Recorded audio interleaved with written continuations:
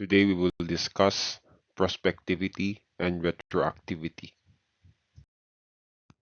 Before anything else, just a disclaimer, the individual behind this YouTube channel is a law student. This is not an attempt to present himself as an expert in the field, but merely an effort to share his knowledge of statutory construction based on what he learns and understands in his study of law. This lecture is merely a supplement to your study of this subject. It does not seek to replace your reading materials or contradict what your professors have discussed with you. Statutes may be prospective or retroactive in its application. So let's define these terms first. For prospective statutes, they affect conduct only from the time of its effectivity to the future and are not intended to affect past or existing situations. On the other hand, when we say retroactive statutes, those are the statutes which takes away or impairs vested rights acquired under existing laws, or creates a new obligation or imposes a new duty, or attaches a new disability in respect of transactions or consideration already past. Later on, we will discuss more of this, but it is important that we understand that when we say prospective, paabante, when we say retroactive, patras, how does the court know if a statute is prospective or retroactive? Through its language. So let's discuss prospectivity of laws. As a general rule, statutes are applied prospectively. This rule applies not only to statutes but also to administrative rulings and circulars. So we talked in the previous slide what is prospective and what is retroactive. We said that prospective means paabante. The law looks forward. So for example, Republic Act 123 takes effect today. That Republic Act will govern those acts that happened starting today, not starting yesterday, last week, last month, last year. Why?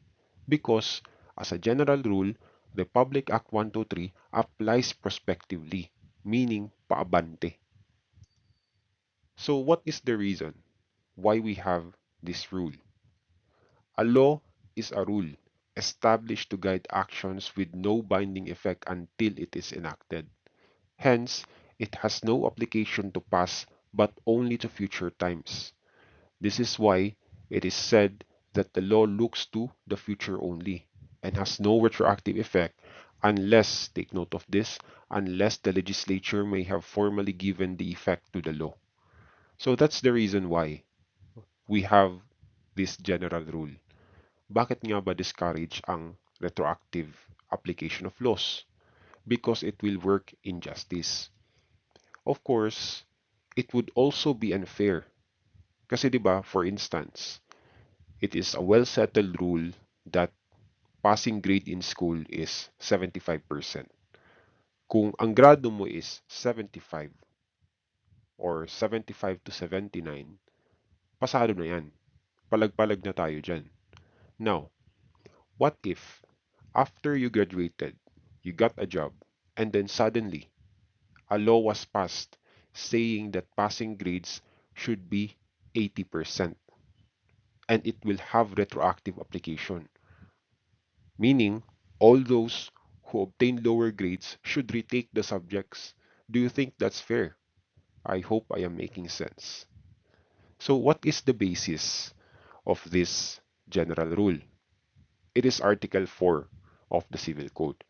Under the Civil Code, laws shall have retroactive effect unless the contrary is provided. That is why we call it general rule. Because under the Civil Code, bawal ang retroactive laws. Unless, okay, may qualifier, unless the contrary is provided. So we said already that the general rule really is laws are prospective. But as a matter of exception, when the contrary is provided. So what do we mean by the contrary is provided? Putting the rule more strongly, a statute ought not to receive a construction making it retroactive unless the words are so clear, strong, and imperative that no other meaning can be annexed to them, or unless the intention of the legislature cannot be otherwise satisfied. No court will hold a statute to be retroactive when the legislature has not said so. So that is the meaning of the phrase unless it is otherwise provided. It should be very clear from both the language and the intention of the legislature that the law is to be given retroactive effect. Why? Because the general rule really is laws are prospective. Sabi nga natin kanina, di ba? The nature of a law is that it has no binding effect unless it is enacted. That is why it is generally prospective. But also later on, we will know that it can be implied. The retroactive application of a law can be implied. In every case of doubt, the doubt must be resolved against the retroactive effect. So read this together with the first bullet. Sa first bullet, sabi natin, the words should be so clear, strong, and imperative. So what if hindi naman clear na intention ng legislature bigyan ng retroactive effect, pero may doubt? What if that is the situation? Hindi tayo sigurado kung prospective ba o retroactive. So here, take note that it is only a doubt. But the question, is it clear, strong, and imperative that the law is intended to have retroactive effect? The answer is no.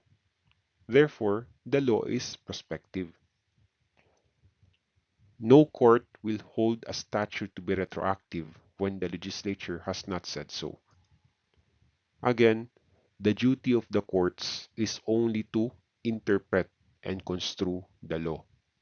They cannot make a law because that is the job of the Congress. In determining whether the law is prospective or retroactive, the courts will always depend on the language and spirit of the law, because otherwise, the court will be guilty of judicial legislation. I hope you read this case, the case of Universal Corn Products versus Rice and Corn Board, because this case is very instructive.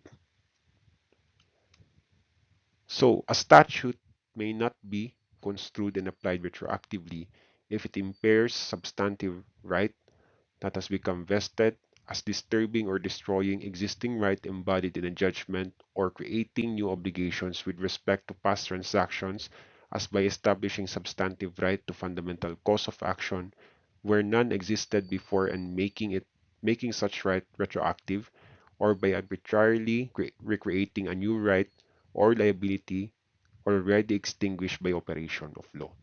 So, medyo mahaba but this is very important. Tandaan nyo, once a statute is substantive in nature, meaning it creates, defines, or regulates rights concerning life, liberty, or property, it cannot be given retroactive effect, absent of a clear legislative intent. Why? The fact that the statute is substantive in nature necessarily, once you give it retroactive effect, it will then affect previous or past rights or obligations. Therefore, laws that are substantive in nature must strictly be given retroactive effect. Let's go to retroactivity of statutes. In the absence of an express provision providing for retroactive application of statutes, the legislative intent to give a statute retroactive effect must be clearly and necessarily implied from the language of the enactment. This is what I mentioned earlier. It can also be implied, but the requirement is that it must be clearly and necessarily implied. How do we know that? From the language or from the legislative intent. The intent of a statute is the law. The intent is the vital part, the essence of the law. And the primary rule of construction is to ascertain and give effect to the intent. See, we said this many times in our previous discussions.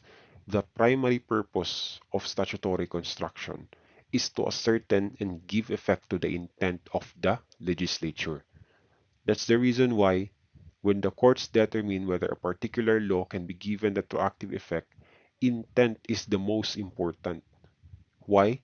Because intent is a vital part. It is the essence of the law.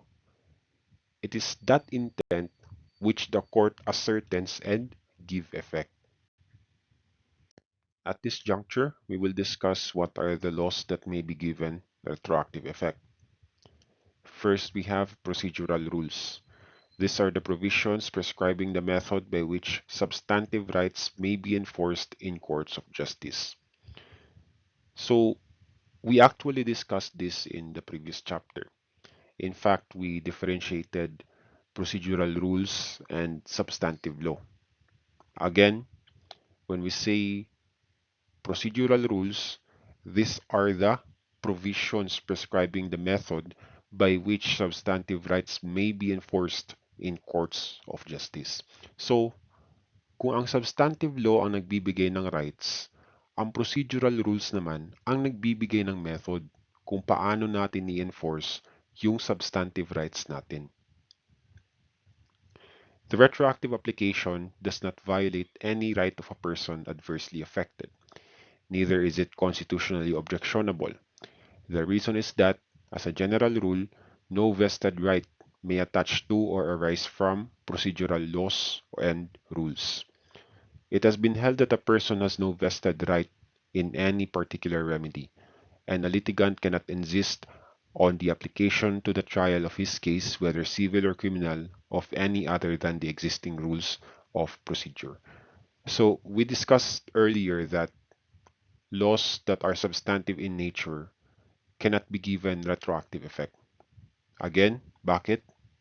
Because once you give substantive law retroactive effect, it will necessarily affect previous rights or obligations. I hope you remember that. So, if that happens, that is not desirable. Now, when it comes to procedural laws, assume that we give it retroactive effect. Can that retroactive effect impair substantive rights? The answer is no. Why? Because in the first place, procedural rules does not create, define, and regulate substantive rights.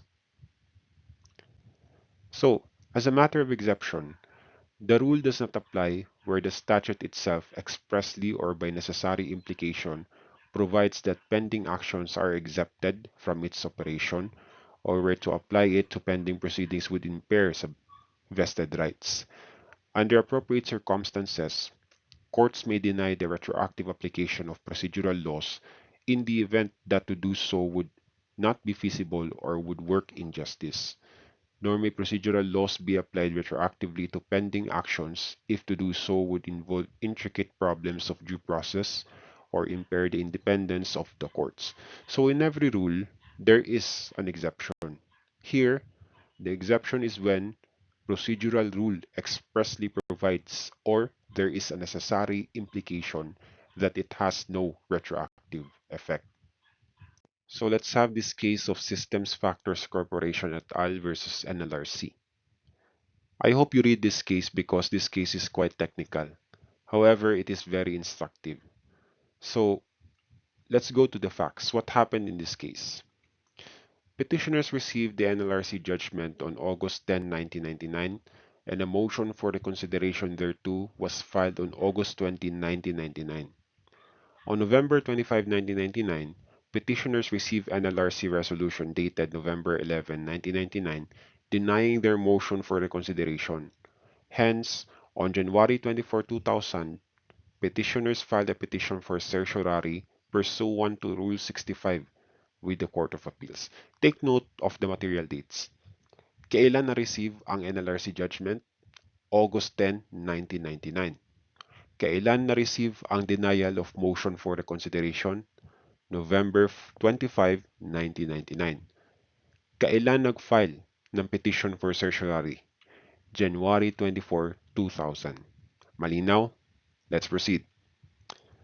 The Court of Appeals or the CA, denied the petition for certiorari on the ground that the period of 60 days pursuant to Section 4, Rule 65 of the 1997 Rules of Civil Procedure from receipt of August 10, 1999 of the NLRC resolution dismissing the appeal, which is interrupted on by the filing on August 20, 1999 of the motion for reconsideration, and the remaining period to be counted from receipt on November 25, 1999 of the resolution denying the motion for reconsideration. Ano ba ang sinasabi ng Court of Appeals dito? Pasimplihan natin. Basically, the Court of Appeals denied the petition because it was filed out of time, sabi ng Court of Appeals. Because under Section 4, Rule 65, you can file a petition for certiorari within 60 days counted from the time you received the judgment sought to be assailed. In this case, kailan nga na-receive ang NLRC judgment? August 10, 1999. Now, they filed a petition for certiorari on January 24, 2000. So sabi ng CA, although natigil yung period tumakbo dahil sa motion for reconsideration na final nyo, still, beyond the reglementary period na yan. Kasi January 24, 2000 pa sila nag-file eh. Okay? So sabi ng Court of Appeals, late na daw. So in the instant petition, petitioners invoke AM number 00-2-03-SC, which took effect September 1, 2000, specifically amending Section 4, Rule 65 of the 1997 Rules of Civil Procedure, wherein 60-day period is reckoned from receipt of the resolution denying the motion for reconsideration. Now, here's an interesting part of the case. During the pendency of the case, AM number 00-2-03-SC took effect. So, magaling ang abogado ng petitioners dito. Sabi nila, ops, teka muna. Under the amendments, the 60-day period should be counted not from the date of the receipt of the NLRC resolution dismissing the appeal, which was August 10, 1999, but from the date of the receipt of the denial of motion for reconsideration, which is November 25, 1999. So those are the facts. Again, I encourage you to read the full text of this case because, again, it is very technical. So how did the Supreme Court rule? According to the Supreme Court, we hold that the amendment under AM number 00-2-03-SC, wherein the 60-day period to file a petition for certiorari is reckoned from receipt of the resolution denying the motion for reconsideration, should be deemed applicable. That's why I said, magaling ang abogado ng petitioner dito. Napansin nila na pwede pala bigyan ng retroactive effect itong amendment sa Rule 65. That's why the court agreed with them and they are correct. Because according to the court, as further said by the Supreme Court here, remedial statutes or statutes relating to remedies or modes of procedure which do not create new or take away vested rights, we mentioned this earlier, but only operate in furtherance of the remedy or confirmation of rights already existing, do not come within the legal conception of a retroactive law or the general rule against retroactive operation of statutes. Statutes regulating to the procedure of the courts will be construed as applicable to actions pending and undetermined at the time of their passage. Procedural laws are retroactive in that sense and to that extent. Retroactive application of procedural laws is not violative of any right of a person who may feel that he is adversely affected. The reason is that, as a general rule, no vested right may attach to nor arise from procedural laws.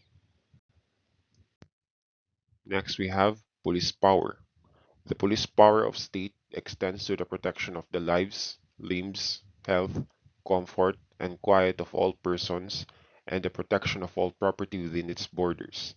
Under the general police power of state, persons and property are subjected to all kinds of restrictions and burdens in order to secure the general health, comfort, and prosperity of all.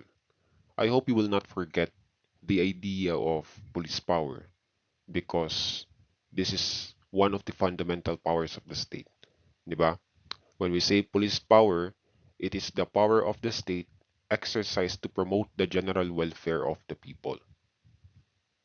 Statutes which are enacted in the exercise of police power to regulate certain activities are applicable not only to those activities or transactions coming into being after their passage, but also to those already in existence. What do we mean by that? It means it can be given retroactive effect.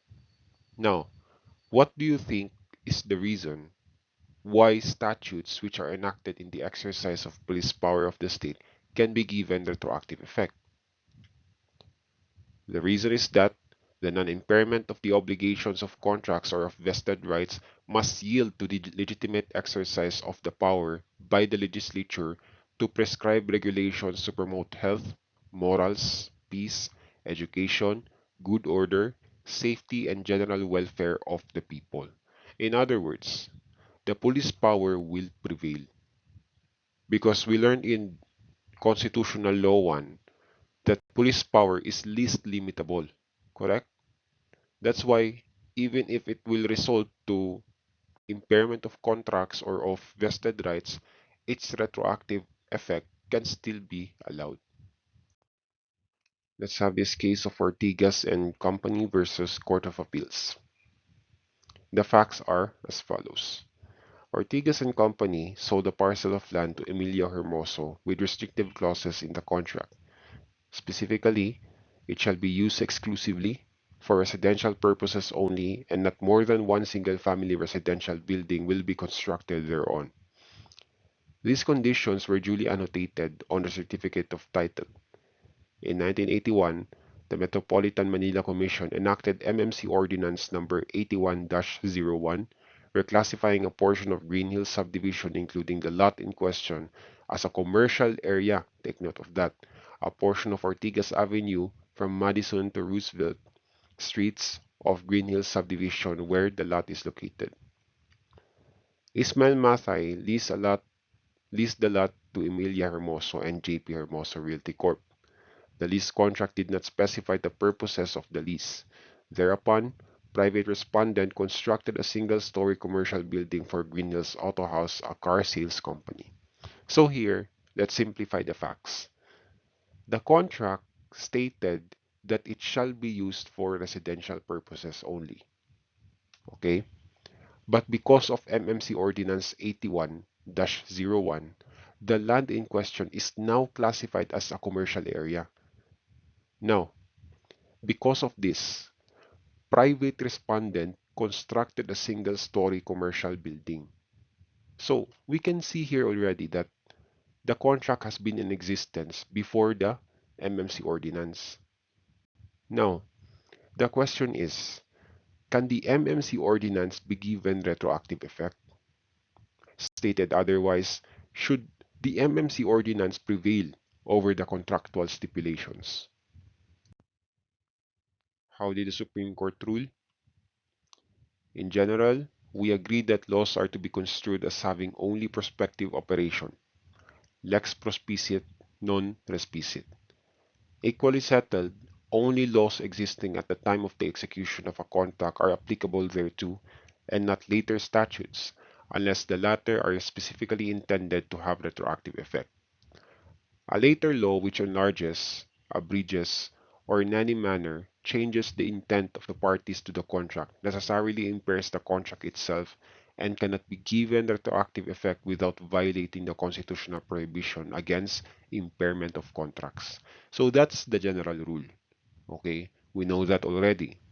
As a general rule, laws should be prospective. This applies also when it comes to contracts. Why? Because of the non-impairment of contracts. Now, let's read the second paragraph. But the foregoing principles do admit certain exceptions. One involves police power. A law enacted in the exercise of police power to regulate or govern certain activities or transactions could be given retroactive effect and may reasonably impair vested rights or contracts. Police power legislation is applicable not only to future contracts, but equally to those already in existence. Non-impairment of contracts or vested rights clauses will have to yield to the superior and legitimate exercise by the state of police power to promote the health, morals, peace, education, good order, safety, and general welfare of the people. Moreover, statutes in exercise of valid police power must be read into every contract. Noteworthy, in Sangalang versus Intermediate Appellate Court, we already upheld, take note of that, MMC Ordinance number 81-01 as a legitimate police power measure. So that's the exception. In the first paragraph, we said, as a general rule, laws should be prospective. And this general principle applies also when it comes to contracts. The state cannot interfere with previous contractual obligations because of non-impairment clause. However, when the law was enacted in the exercise of police power, like the MMC ordinance here, it may be given retroactive effect. I hope you will not get confused. Just keep in mind the qualifier. When the law is enacted in the exercise of police power, then in that case, it can be given retroactive effect. So in this case, the court also mentioned the previous case that they decided, the case of Sangalang versus Intermediate Appellate Court. In that case, the court said that MMC Ordinance number 81-01 is a legitimate police power measure. So tapos na ang usapan. Next, we have curative laws. Curative statutes are intended to supply defects, abridge superfluities in existing laws, and curb certain evils.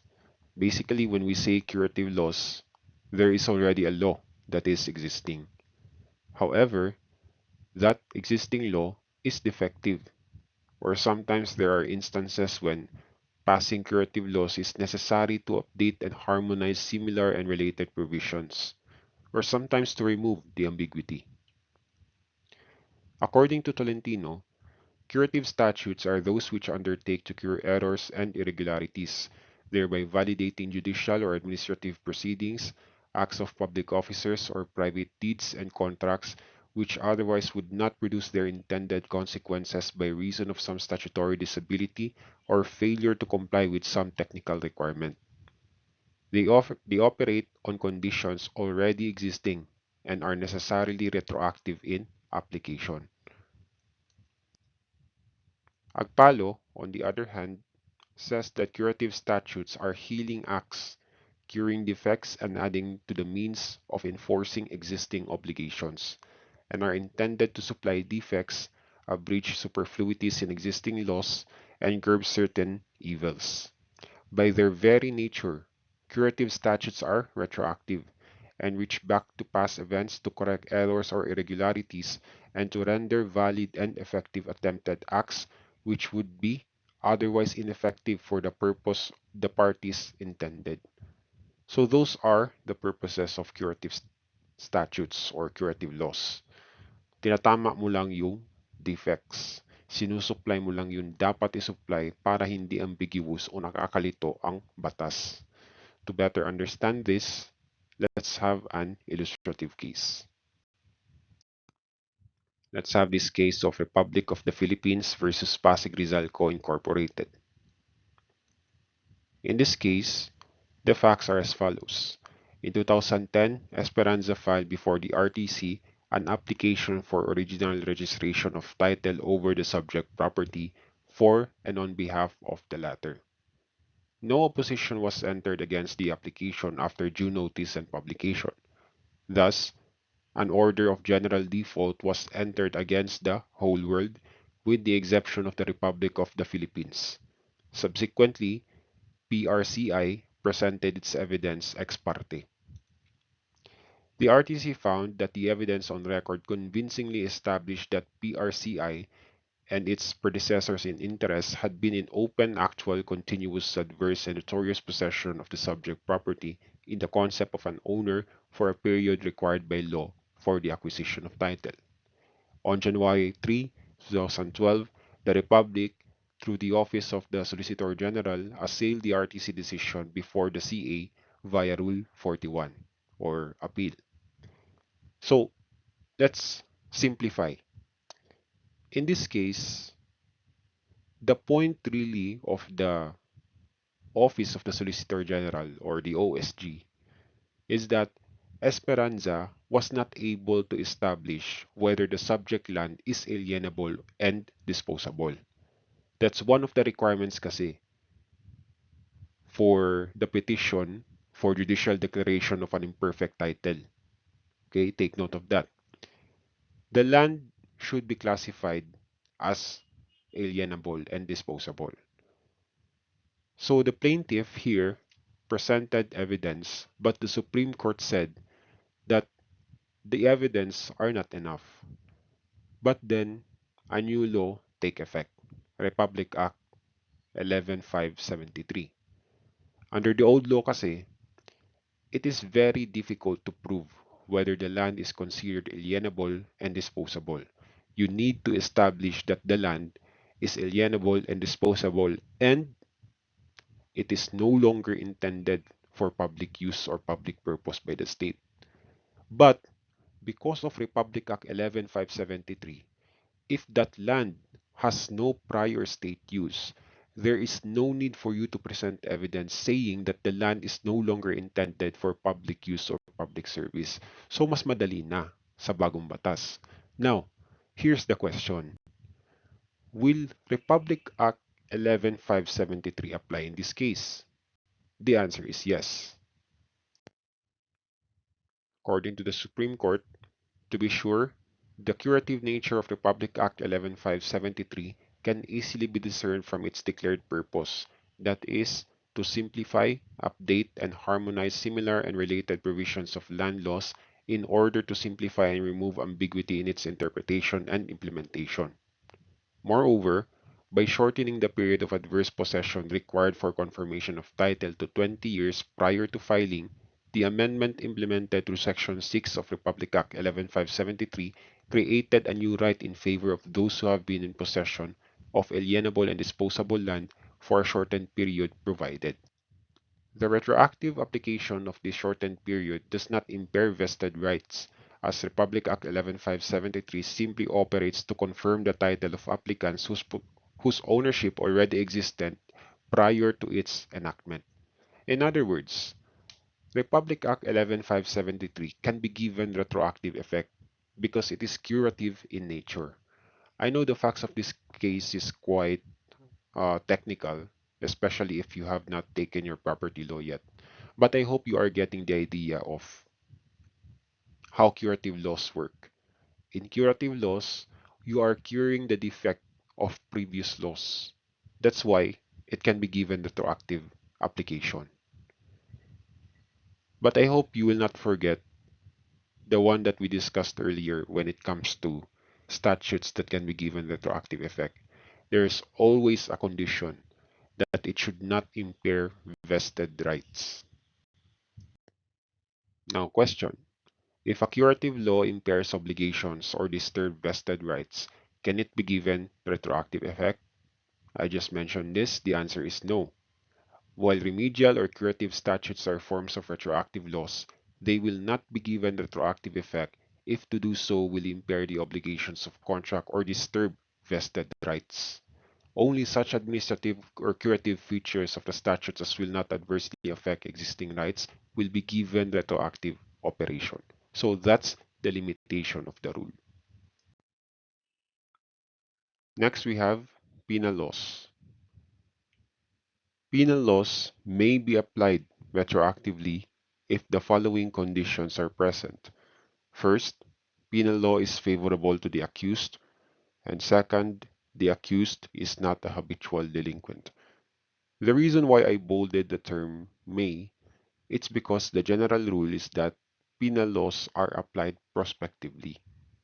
Now, what is the exception? When the penal law is favorable to the accused and the accused is not a habitual delinquent. What is the rationale behind this principle? The sovereign, in enacting a subsequent penal law more favorable to the accused, has recognized that the greater severity of the former law is unjust. The sovereign would be inconsistent if it would still enforce its right under the conditions of the former law, which has already been regarded by conscientious public opinion as judicially burdensome. So, the fact that our lawmakers enacted a new law more favorable to the accused, it also means that the state acknowledges that the former law is unjust. Now, why would the state still enforce the old law? That would be inconsistent on the part of the state. Kaya nga nila binago kasi unjust. Ngayon, i-impose pa rin nila yung old law. They cannot do that. So, what is or what are the basis of these principles? That's under Article 22 of the Revised Penal Code and Article 62 of the Revised Penal Code. Let's have this case of Rodriguez versus Director of Prisons. In this case, the facts are as follows. Under the old penal code, a plea of guilty was not a mitigating circumstance. A person accused of estafa under the old penal code pleaded guilty upon arraignment. He began to serve sentence. While serving sentence, the RPC or the revised penal code took effect. Take note, when the accused was charged, what law was enforced? The old penal code. Under the old penal code, plea of guilty is not a mitigating circumstance. Mitigating circumstance means that the penalty of the accused may be reduced. Okay, so you learn this in your criminal law. Now, while the accused was serving his sentence, the revised penal code took effect. Now, under the revised penal code, plea of guilty is a mitigating circumstance. So, question, can the revised penal code apply to him? The answer is yes. The Supreme Court took into account the mitigating circumstance of plea of guilty provided for in Article 13, Paragraph 7 of the RPC, as such mitigating circumstance had the effect of decreasing the penalty already imposed. So, obviously, it is beneficial to him kasi ngayon, the sentence may be reduced because of the revised penal code, unlike before where the plea of guilty is not considered as a mitigating circumstance. Now, going back to our discussion, as a general rule, penal laws are applied prospectively, as a matter of exception when it is favorable to the accused. Here, it is favorable. That's why the RPC can be applied retroactively. But what about, let's change the situation. What if he is a habitual delinquent? Then in that case, the RPC, which is favorable to him, will not apply. Now let's go to prospectivity and retroactivity of judicial decisions. Judicial interpretation constitutes part of the law as of the date the law was passed, since construction merely establishes the legislative intent. Di ba we discussed this in chapter 1? We said that the purpose of statutory construction is to ascertain and give effect to the intent of the legislature. Therefore, when the Supreme Court construes a law, that decision of the Supreme Court is considered part of the law as of the date the law was passed. Why? Because it did not make any new law. Rather, it merely established the legislative intent. However, while a judicial ruling of the High Tribunal construing a law forms part of the law as of the date of its enactment, it cannot be given retroactive effect if to do so will impair vested rights, nor may a judicial overruling a previous one be applied retroactively so as to nullify a right which arose under the previous ruling before its abandonment. So that's the qualifier. It cannot be given retroactive effect if doing so will impair vested rights or nullify a right which arose under the previous ruling. Let's have this case of People of the Philippines versus Jabinal. In this case, the facts are as follows. On September 5, 1964, the accused was found in possession of a revolver caliber .22 RG-8 German made with one live ammunition and four empty shells without first securing a necessary permit or license to possess the same. The accused's defense was that he had an appointment as a secret agent from the provincial governor of Batangas and an appointment as confidential agent from the PC provincial commander, and said appointments expressly carried with them the authority to possess and carry the firearm in question. When the accused was appointed as a secret agent, take note of the material dates, in 1962, the prevailing doctrine on the matter was that laid down by the Supreme Court in People versus Macarandang, promulgated in 1959, and People versus Lucero, promulgated in 1958. In the case of Macarandang and Lucero, the granting of the temporary use of the firearm to the accused was a necessary means to carry out the lawful purpose. The doctrine in People versus Mapa came out in 1967. Take note of that, which reversed Macarandang and Lucero. In the latter case, the SC held that no provision is made for a secret agent. As such, he is not exempt. Take note of the material facts of this case. When was the accused appointed as a secret agent? 1962.